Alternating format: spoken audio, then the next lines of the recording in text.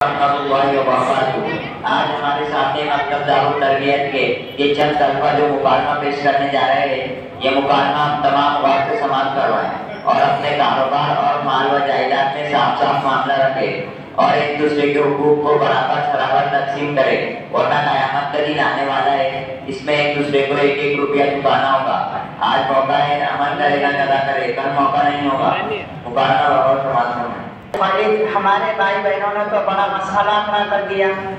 हाँ भाई, सारी मेहनत मैंने और आपने की है, वालिद साहब की खिदमत की हम दोनों भाइयों ने की है और ये सब जमाने आ गए।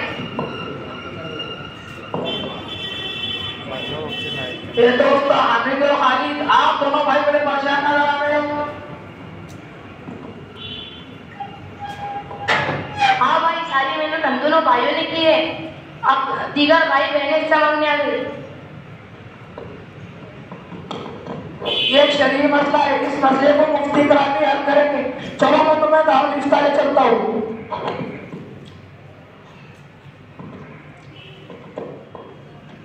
अस्सलाम वालेकुम वरहमतुल्लाहि वबरकातुहू। वालेकुम अस्सलाम वरहमतुल्लाहि वबरकातुहू। मोहतरम मुफ्ती साहब, आज हम आपकी खिदमत में इसलिए हाजिर हुए हैं कि आपको अपने दिल का टुकड़ा और शरीयत की रोशनी में हमारे खानदानी झगड़े का हल बताएं। मुफ्ती साहब फरमाइए। आमिर साहब, किस्सा इस तरह है कि हम 4 भाई और 3 बहनें, हमारे वालिद साहब की एक कपड़े की दुकान है, अल्लाह के करम से खूब चलती है। हमारे वालिद साहब ने इसी की आमदनी से हमारा एक आलीशान मकान बनाया। हम 4 भाइयों और 3 बहनों की शादियां भी इसी दुकान की आमदनी से हुई।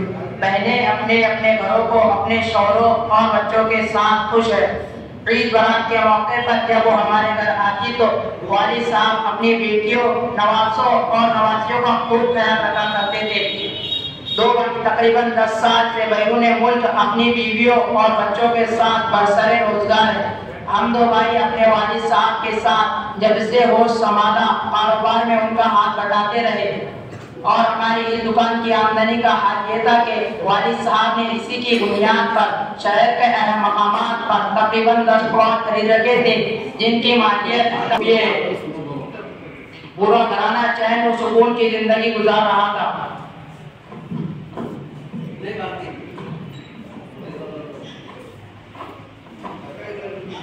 कि अचानक वालिद साहब की तबीयत खराब हुई और वो दुनिया से रुखसत हुए। उनकी वफात पर बैरून मुल्क के भाई बहनों को खबर की गई, जिसमें बहनें तो जनाजे में हाजिर थी, लेकिन 2 भाई जो बैरून मुल्क में थे वो हाजिर न हो सके और आज तकरीबन इस बात को 5 साल का अर्सा गुजर चुका है। कारोबार जो अपनी जगह चल रहा है, अब तक मिराज की तकसीम नहीं हुई। अब वो 2 भाई जो बैरून मुल्क में बरसरे रोजगार थे, उन्होंने अपनी कमाई से अपनी दादी प्रॉपर्टी में बना दी। इसी तरह बहनें अपने शौहरों के साथ थी और सिर्फ हम 2 भाइयों ने सब रोज मेहनत करके वालिद साहब के हयात में और उनके इंतकाल के बाद इस कारोबार को परवान चढ़ाया। अब दीगर भाई बहनों का कहना यह है कि वालिद साहब की इस प्रॉपर्टी में हम लोग आपके बराबर शरीक हैं। तो आप बताएं कि हम 2 भाइयों बहनों का हिस्सा हम 2 भाइयों के बराबर है, जबकि कारोबार को तरक्की की हम 2 भाइयों ने। मोहतरम हामिद और खालिद साहिबान, आज हमारा मुआशरा इस बात से भरा हुआ है कि कोई बात साफ नहीं है। अगर बाप बेटे के दरमियान कारोबार है तो ऐसे ही चल रहा है, इसकी कोई वजाहत नहीं होती कि बेटे बाप के साथ जो काम कर रहे हैं आया वो शरीकों पार्टनर की हैसियत से कर रहे हैं या मुलाजिम की हैसियत से कर रहे हैं, इसका कुछ पता नहीं चलता। मगर तिजारत हो रही है, मिलें कायम हो रही है, दुकानें बढ़ती जा रही है, माल और जायदाद बढ़ता जा रहा है और ये पता नहीं होता कि जिसका कितना हिस्सा है। अगर इनसे कहा भी जाए कि अपने मामूलात को साफ करो तो जवाब दिया जाता है ये तो गैरत की बात है, भाई भाई में सफाई की क्या जरूरत। इसका नतीजा ये होता है जब शादियां हो जाती है, बच्चे बड़े हो जाते हैं और शादी में किसी ने ज्यादा खर्च कर दिया या किसी ने कम खर्च कर दिया या एक भाई ने मकान बना लिया और दूसरे ने अभी तक मकान नहीं बनाया, तो बस धीरे शिकायतें और एक दूसरे की तरफ से कीना पैदा होना शुरू हो जाता है। आपस में झगड़े होने लगते हैं कि फला ज्यादा आ गया, मुझे कम मिला। अभी इस दौरान बाप का इंतकाल हो जाए तो तकसीम मीरात में भी इख्तिलाफात है। मतलब बाप के इंतकाल के बाद मीरात तकसीम नहीं होती और जो बड़ा बेटा है वो कारोबार पर काबिल हो जाता है और बेटियां खामोश बैठी रहती है। अब इसी आन में एक तवील अर्सा गुजर जाता है। अब इस दौरान किसी का इंतकाल हो जाए या कोई भाई कारोबार में अपना रुपया पैसा लगा दे, फिर बहामीना का जन्म लेता है और हर वारिस अपना हिस्सा कारोबार की मौजूदा मालियत के एतबार से तलब करता है, जबकि बड़ा बेटा कहता है मैंने कारोबार को तरक्की दी, रात दिन मेहनत की और इसे बाप में उरूज पर पहुंचाया, इसलिए बाप के इंतकाल के वक्त कारोबार की जो असल मालियत थी उसी के एतबार से हिस्सा दूंगा, ना कि मौजूदा मालियत के एतबार से। और जिस बेटे ने अपना पैसा लगाया था वो कहता है क्योंकि बाप के इस कारोबार में मेरा सरमाया लगा है, इसलिए मेरा हिस्सा और लोगों की बनिस्बत ज्यादा होगा। आप ये मसाइल आपको मुफ्तियानत बताएंगे।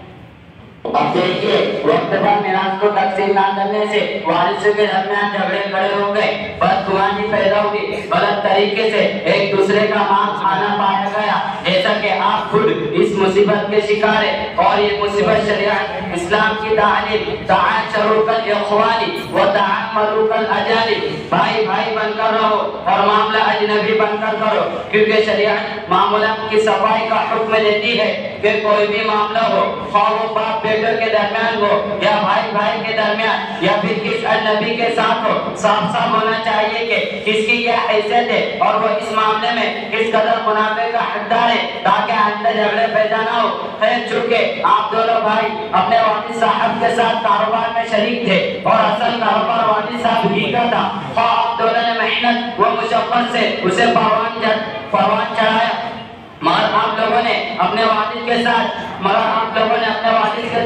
कारोबार में शिरकत की हैसियत मुतअय्यन नहीं की थी और इसलिए शरअन आपके हैसियत उनके साथ मुआविन की थी। लिहाजा आपके वालिद की पूरी प्रॉपर्टी में सब आपके वालिद की पूरी